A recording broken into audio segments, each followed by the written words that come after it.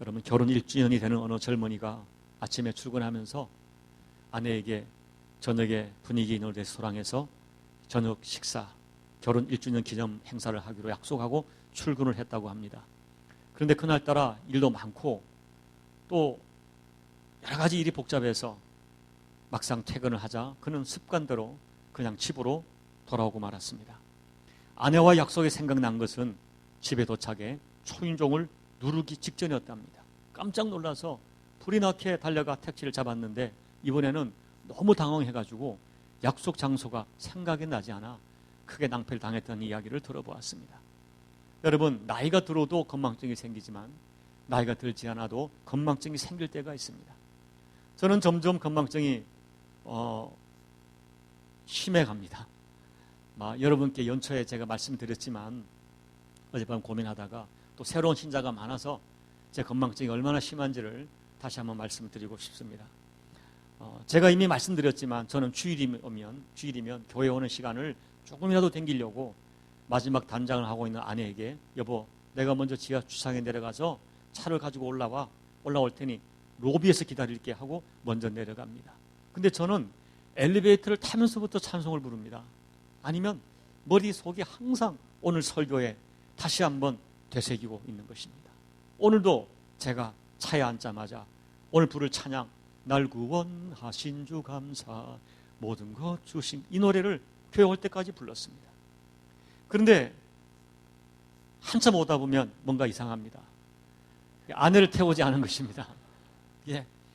부랴부랴 다시 집으로 돌아가기를 작년에 한 번, 올 연초에 한 번, 2번을 했습니다. 드디어 아내가 무서운 선언을 한 것이죠. 한 번만 더 그러면 택시를 타고 열린교회로 간다는 것입니다. 그래서 제가 바짝 긴장해서 지금까지 실수하지 않고 지금 잘 견디고 있습니다. 그러나 저는 실망하지 않습니다. 여러분이 잘 아시는 그 누구죠? 세계적인 천재 아인슈타인의 일화가 있지 않습니까?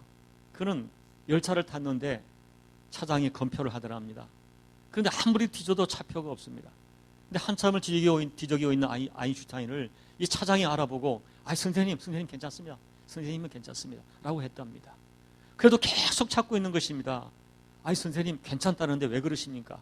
그러자 아인슈타인이 화를 내면서 야, 이 사람아, 차표가 있어야 내가 어디서 내려야 되는지 알 것 아닌가? 라고 했다는 거죠. 여러분, 이 건망증이, 그런데 여러분, 이런 건 괜찮은데 이 건망증을 잊어버려서 낭패를 당할 수가 있습니다. 그래서 사람들은 자신들의 건망증의 속성을 알기 때문에 반드시 기억할 날짜, 결혼기념일, 또 생일, 이런 것을 달력에 적어놓고 또 더 심한 사람은 빨간 줄로 막 별표를 해놓고 하는 것입니다. 그날을 잊으면 큰일 난다는 것입니다. 그날을 잘 지켜야 노후가 잘 보장된다는 것이죠. 그래서 지킵니다. 그런데 하나님께서는 잊어버리기를 잘하는 우리의 속성을 아시고 제가 지난주에 말씀드린 대로 이것만큼은 잊어서는 안 된다 하는 것을 절기로 만들어서 우리에게 잊지 않도록 기억하도록 했습니다. 하나님과의 관계에서 이것만큼은 기억해라 해서 구원의 은혜, 하나님의 임마누엘 동행의 은혜, 그리고 우리의 모든 것을 공급하시는 은혜들을 절기에 담아 3가지 큰 절기로 주셨습니다. 여러분, 이 절기는 모세가 백성들에게 무언가 재물을 노리고 고안해낸 것이 아닙니다. 이스라엘의 전통 민속 문화도 아닙니다. 제사장들이 결의해서 우리처럼 당회가 결의해서 만든 것이 아닙니다. 사람들이 너무나 쉽게 감사를 잃어버리기 때문에 하나님이 직접 절기를 만드신 거죠. 그리고 이 절기를 지키면서 나를 살리신 하나님의 은혜를 잊지 않도록 하시고 그들에게 주어진 모든 것이 하나님의 은혜임을 잊지 않도록 하신 것입니다. 그래야 앞으로 그들과 그들의 나라가 계속해서 하나님의 복을 받아 아름답게 존속될 것이기 때문입니다. 결국 엄밀히 말하면 절기는 지난주에 말씀드렸죠. 하나님을 위해서가 아니라 나를 위해서, 하나님의 백성들을 위해서 주어진 것입니다. 그들에게 주어진 복이 보존되고 그 복이 확장되기를 원하시는 하나님의 진정한 마음에서 주어진 것입니다. 그래서 절기는 내가 복을 받기 위해서라도 반드시 지켜야 할 절대 명령입니다. 그래서 이 절기를 잘 지키는 것은 매우 중요한 신앙행위입니다. 여러분, 절기가 아무것도 아닌 것이 아닙니다. 절기를 잘 지키면 결국은 내가 지킨 절기가 오히려 나를 살리고 내가 지킨 절기가 내 인생을 축복합니다. 그런데 여러분, 절기를 잘 지키는 것이 무엇인가? 지난주에 말씀드렸죠. 진정으로 감사한 마음을 담는 것입니다. 하나님은 그 어떤 재물보다도 어떤 절기 자체보다도 우리의 진짜 마음을 원하십니다. 네가 절기를 지키러 성전에 올라올 때 너희들의 발걸음에 진정으로 하나님께 감사하는 마음이 담겨 있느냐 물으시는 것입니다. 너희가 절기마다 드리는 그 예물에 정말 하나님을 향한 감사가 담겨 있느냐 물으시는 것입니다. 그리고 하나님은 그들이 지키는 절기 예배에 그들의 진심 어린 감사가 담길 때 하나님은 그 예배와 감사를 받으시고 그들을 축복하시는 것입니다. 오늘 시편 103편은 다윗의 찬양입니다. 이 103편에서 다윗은 반복하여 여호와를 송축하라 하고 자기 자신에게 선포하고 있어요. 여기 여러분, 송축한다는 말은 히브리어 단어가 바라크란 단어인데요, 우리가 보통 사용하는 찬양한다, 찬송한다 하는 말과 약간 의미가 다릅니다. 굳이 구별하자면 찬송한다, 찬양한다는 단어가 악기나 입술로 찬양하는 그 외적인 모습을 강조하는 반면에 송축한다는 말의 단어의 뜻은 감사한다, 축하한다 하는 의미가 담겨있는 단어인데 주로 내면에서 나오는 내적인 감사와 찬양을 표현할 때 사용합니다. 그래서 다윗은 내 속에 있는 모든 것 따라 다 그의 거룩한 이름을 송축하라, 송축하라 계속 찬양하는 것입니다.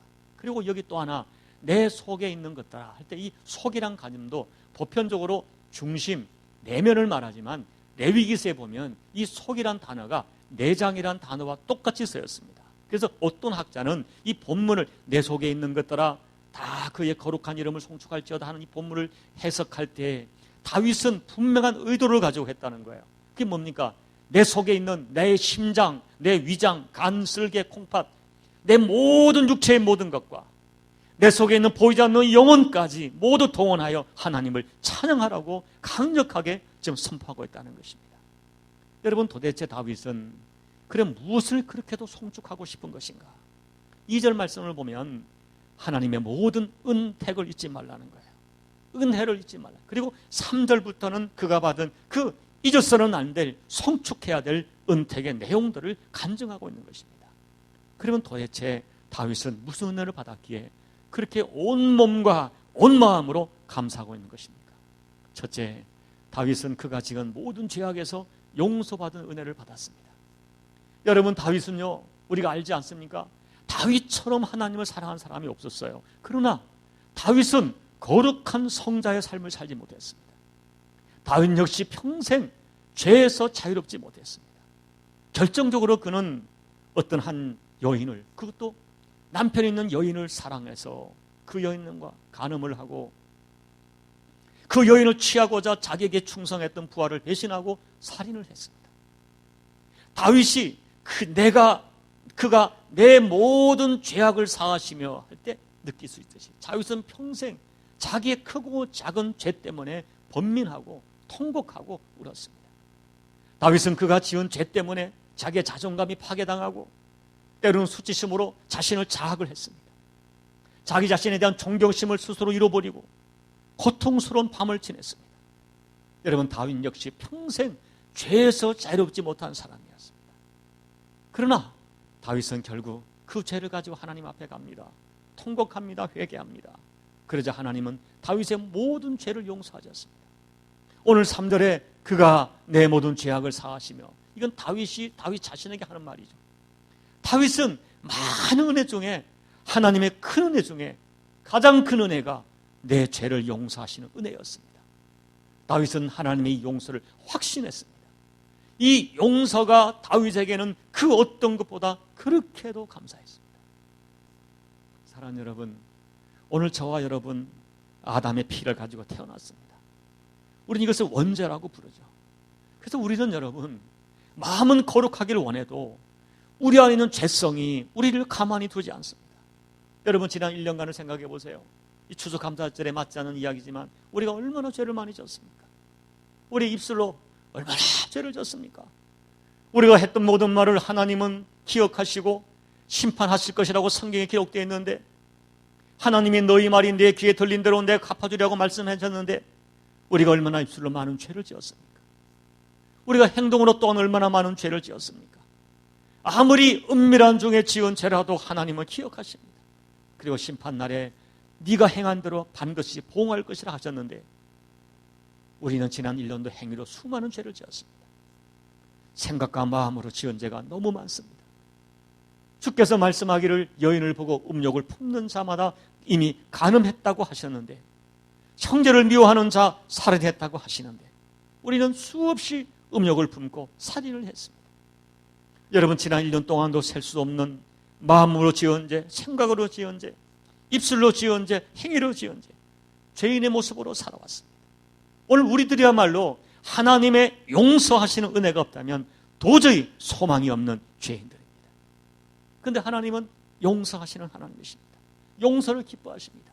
오늘 우리가 성찬을 했던 예수님의 보혈은 어떤 죄인이라도 용서한다는 하나님의 약속입니다. 예수님의 십자가는 어떤 죄도 용서하는 하나님의 능력입니다. 그래서 예수 그리스도의 희생의 십자가를 통해 우리에게 주어진 하나님의 용서하는 은혜는 우리를 완전한 자로, 의로운 자로, 사랑하는 자녀로 만들어주시는 것입니다. 오늘 저와 여러분이 이 추수감사절을 통하여 주께 감사할 첫째 제목은 나는 예수의 피로 용서받았다는 이 한 가지 사실, 이 은혜를 잊지 말라는 것이 다윗의 찬양이 주는 첫 번째 교훈입니다. 두 번째는 다윗을 죽을 병에서 살려주셨습니다. 2절 보면 3절 보면 그가 내 모든 죄악을 사하시며 그 다음에 내 모든 병을 고치시며, 이 말씀은 다윗도 모든 질병이라 했으니 많은 질병으로 고통을 경험했음을 보여주는 말씀이죠. 특별히 바로 앞장인 시편 102편 23절 24절을 보면 그가 내 힘을 중도에 세약하게 하시며 내 날을 짧게 하셨도다. 나의 하나님이여 나의 중년에 나를 데려가지 마옵소서라고 기도하고 있습니다. 이것은 다윗의 중년에 심각한 건강의 위협을 겪은 것으로 보입니다. 그 질병은 내가 죽을지도 모를 그런 생각이 들 정도로 심각한 질병이 찾아온 것입니다. 그런데 다윗은 중년에 찾아온 그 건강의 위기를 극복했습니다. 하나님 앞에 나가 하나님이여 나를 살려달라고 간절히 기도한 것입니다. 그래서 료아라파의 하나님이 다윗을 살려주셨습니다. 사랑하는 여러분, 지난 우리 세월도 수많은 건강의 위기가 찾아왔습니다. 요즘 우리 교우들 보면은 고혈압이다, 당뇨다, 지방간이다, 이런 성인병이 많고요. 그에 따르는 부가적인 병들이 심각하게 노출이 되어 있어요. 특별히 어느 날 갑자기 찾아온 암이라는 병, 누구도 그 병을 장담할 수 없는 그런 시대에 살고 있습니다. 여러분, 이렇게 과학이 발전하고 이렇게 의학이 발전해도 우리 인생에 찾아오는 질병의 위협을 쉽게 이겨낼 수가 없는 것입니다. 더군다나 오늘 의학이 이렇게 발전해도 원인을 몰라 고치지 못하는 병이 너무너무 많습니다. 그러나 본문 13절에 14절에 말씀하기를 그가 우리의 체질을 아신다. 주님은 나를 아십니다. 우리를 창조했기 때문에 우리를 체질을 아시죠. 하나님이 원하시면 능히 고치지 못할 병이 없는 것입니다. 여러분, 하나님은 오늘도 살아계십니다. 그리고 오늘도 우리를 치료하기를 기뻐하시는 하나님이십니다. 셋째는 하나님은 모든 환경적 어려움과 웅덩이에서 건져주시고 다윗에게 가장 좋은 것으로 만족하게 해주셨다. 4절 5절이죠. 내 생명을 파멸해서 속량하시고, 여기 파멸이란 히브리어는 함정, 덫, 멸망이란 뜻을 가지고 있죠. 여러분, 다윗의 생애를 보면 평생을 환경적 위험에 노출되어 살았습니다. 목동으로 있을 때 들판에서 잠을 자야 했고 야생 맹수들의 공격을 받아야 했습니다. 골리앗과 일하는 블레셋 장수와 싸움도 해야 했습니다. 그리고 그가 왕이 되었지만 사울 왕과 그의 군대에게 쫓겨서 10여 년을 광야의 동굴과 들판에서 잠을 자야 했습니다. 왕이 된 후에도 평생 전쟁을 치르며 긴장하며 살아야 됐습니다. 더욱이 다윗의 가슴을 아프게 했던 것은 자녀들이었습니다. 자신 자녀들끼리 성폭행 사건이 벌어지고 자식끼리 죽이는 살육이 벌어져서 아버지의 가슴을 무너지게 했죠. 그것도 모자라 가장 사랑했던 아들이 아버지인 자기를 죽이고 왕이 되겠다고 반란을 일으키는 기가 막힌 웅덩이에 빠진 것입니다. 그런데 곰곰이 생각해 보니까 다윗이 그와 같은 사망의 함정에 빠져 있을 때 하나님은 구원의 밧줄을 던져주셨습니다. 시편 37편 24절에서 그는 넘어지나 아주 엎드러지지 않으면 여호와께서 그의 손으로 붙드십니다. 실로 다윗은 평생을 기가 막힌 웅덩이와 덫과 함정을 만났지만 그때마다 그 모든 곳에서 하나님이 다윗을 건져주시고 구원하시고 살려주셨습니다. 그런데 여러분, 오늘 본문에서 다윗이 강조하는 것은 그것이 아니에요. 오늘 본문에서 다윗이 정말 송축하는 가장 핵심적인 내용이, 가장 핵심적인 감사가 있는 것입니다. 그 내용이 바로 8절부터 14절까지 내용이에요. 그것이 뭡니까? 하나님의 절대적인 은혜에 대한 감사였습니다. 여러분, 이겁니다. 다윗은 내가 어떤 사람인지를 정확히 알고 있었습니다. 그래서 다윗은 자주 말하기를, 하나님, 내가 뭔데, 제가 뭔데 나를 이렇게 은혜를 베푸십니까? 감격해 했습니다. 여러분, 다윗은 자기가 걸어온 인생길을 너무나 잘 알았습니다. 그리고 다윗은 여러분 곰곰이 자기 인생을 해석해 본 것입니다. 그래서 깨달은 것이 있죠. 내가 걸어온 인생대로 평가하신다면, 내가 행한 그대로 갚으신다면 나는 100번 1000번 죽어마땅한 죄인인 것을 알았습니다. 그런데 곰곰이 생각해 보니 하나님은 평생 내 행위대로 갚지 않으셨습니다. 오히려 내 평생을 사랑과 용서와 은혜로 갚으셨습니다. 그래서 다윗은 자기 속에 있는 모든 것으로 하나님께 감사하고 송축하라고 자기 자신에게 명령하고 있는 것이죠. 8절을 보면 평생 노하기보다는 긍휼과 은혜와 인자하심으로 대우하셨습니다. 9절을 보면 죄와 허물에 대하여 행한 대로 채찍질하지 아니하시고 노함을 영원히 품지 않으셨습니다. 10절을 보면 자기의 죄를 따라 처벌하지 아니하시고 우리의 죄악을 따라 그대로 갚지 아니하셨으니 하나님 은혜가 그저 감사할 뿐입니다.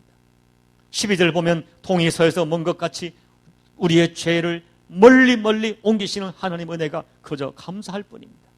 13절 아버지가 자식을 불쌍히 여김같이 불쌍히 여기시는 은혜를 한 번도 거두지 않으셨습니다.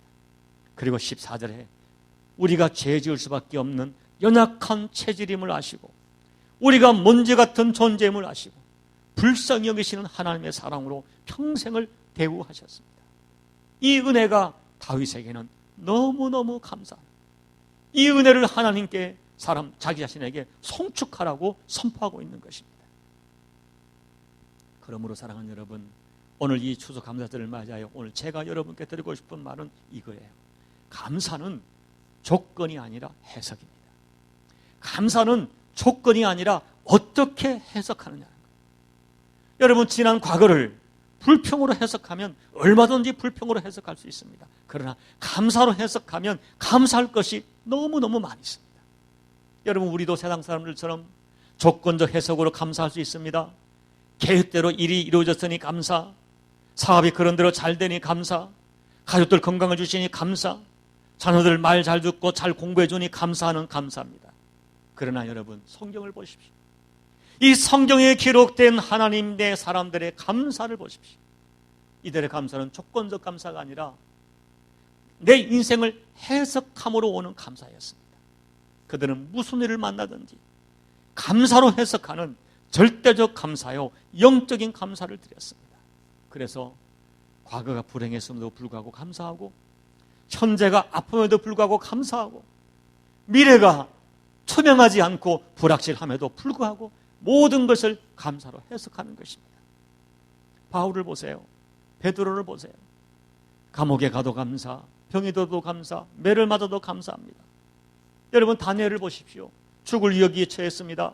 미래가 불확실합니다. 기도하면 죽인다고 했습니다. 그런데도 감사합니다. 하박국의 감사를 보십시오. 앞으로 전쟁이 일어난다고 예고되어 있습니다. 주변을 보면 악한 자가 더 잘되고 득세하는 모순이 판을 칩니다. 당장 먹을 것이 없습니다. 그런데 감사합니다. 이들은 조건적 감사가 아니라 그 상황을 해석하는 능력이 영적이었습니다. 상황을 영적으로 해석하고 하나님의 시각으로 해석할 때 감사로 해석이 되는 것입니다. 그 무엇보다도 나 같은 죄인 용서하시고 구원하신 은혜가 감사하고, 나 같은 것을 하나님의 자녀로 받아 주심이 감사했습니다. 그리고 하나님께서 여전히 나와 함께 천국에 이르도록 함께 하시는 임마누엘의 은혜를 믿기에 감사했습니다. 그들에게 감사는 사건이 아니라 해석이었습니다. 사건도 아니고 조건도 아니고 해석이었어요. 그래서 시편 49편 20절, 존귀하나 깨닫지 못하는 사람은 멸망하는 짐승 같다. 내가 얼마나 존귀한 자인데, 존귀한 은혜를 받았는데 깨닫지 못하면 그는 짐승 같다고 말하는 것입니다. 사랑하는 여러분, 그래서 오늘 본문에서 다윗은 계속해서 송축하라, 송축하라 노래합니다. 하나님의 모든 은혜를 잊지 말라고 강조합니다. 한마디로 하나님의 절대적인 은혜에 감사하고 또 감사하고 하나님의 은혜를 잊지 말고 살라는 것입니다. 여러분, 다시 한번 강조합니다. 분명히 다윗은 하나님 앞에 허물과 죄가 많은 사람이었습니다. 그러나 그때마다 다윗은 납작 엎드려 회개하고 겸손하게 하나님의 처분을 기다렸습니다. 또한 다윗은 자기에게 다가온 뼈아픈 현실을 두고 하나님을 원망하지 않았습니다. 오히려 감사와 찬양을 드렸습니다. 그랬더니 중요한 것은 그 다윗이 드린 감사가 다윗을 살린 것입니다. 하나님께 감사와 찬양을 드리는 다윗에게 하나님은 모든 죄악을 깨끗이 사해 주시고 모든 병을 고쳐주시고 모든 파멸에서 구속하시고 인자와 긍휼로 관을 씌우시며 다윗이 소원했던 좋은 것으로 만족해 하시고 성령의 능력을 주사 독수리처럼 새롭게 하는 인생을 허락해 주셨습니다. 결국 다윗의 감사가 다윗의 인생을 살린 것입니다. 여러분, 이제 말씀을 맺습니다. 부디 진짜 감사를 드렸으면 좋겠어요. 형식적인 감사, 추수 감사절이니까 뭐 과일 몇 개 드리고 감사한 거 봉투에 담아드리고 그런 감사 말고요. 정말 내 속에서 내 속에 있는 것 따라 내 속에 있는 것 따라 내 위장아 심장아 내 너무 감사하니까 내 속에 있는 영혼아 여호와를 송축하라 자신에게 명령하지 않고는 견딜 수 없는 감사. 여러분, 감사는 사건이 아닙니다. 감사는 조건이 아닙니다. 감사는 사건에 대한 해석이고 감사는 내 인생에 대한 영적인 해석입니다. 여러분의 인생을 정확하게 해석하시기 바랍니다. 여러분의 인생이 어떠한 인생이었는가, 그리고 그 인생을 대하시는 하나님의 대우하심이 어떠했는가를 생각하는 그런 감사가 들어지기를 바랍니다. 감사할 수밖에 없는 인생으로 해석되어지기를 바랍니다. 그래서 여러분들도 다윗처럼 환경과 사건을 초월한 본질적 감사를 들을 수 있기를 소망합니다. 그렇게 감사하다가 다윗처럼 마침내 여러분이 소원한 좋은 것으로 만족해 하시고 여러분의 인생을 독수리처럼 새롭게 하시는 은혜를 경험하시기를 바랍니다. 감사가 여러분을 살리는 능력으로 경험되기를 소망합니다. 이와 같은 하나님의 은혜가 오늘 여러분 모두에게 꼭 허락되는 은혜가 되시기를 살아계신 예수님의 이름으로 축복합니다. 기도드리겠습니다.